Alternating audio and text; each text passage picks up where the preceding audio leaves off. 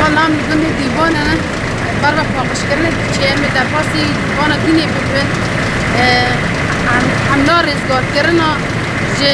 دیسا چافکانی داعش خجارک دین نووا کرن ما دست بکری جبوی رزقار کرنا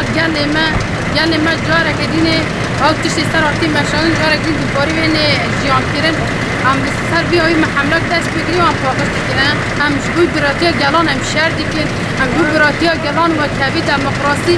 اما جارک دین اب دجمن هایی دل خانه را حتی اب دولتی هایی مثلا دیسا خوزی گل ما قطع عامل کرده در پاس بکن دیسا خوزن گل ما تیکن بکورتی آخوی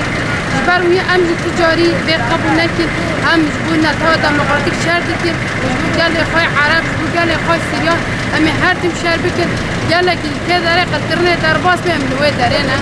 پیشنگیا یک تجربیت که قصده دا بحكي كر لازم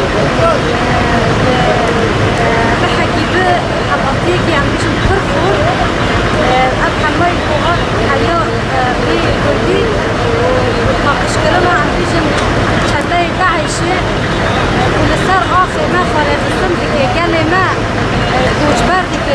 قال لي ما تكوجي بريداردك جبكو قال لي ما صار آخر خالة حد جيان بكي الأقرصوني أولوية بدره ما داس بيكو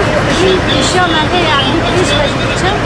وأمجي أم هرتم أنا هركز بتشملي ما زانبه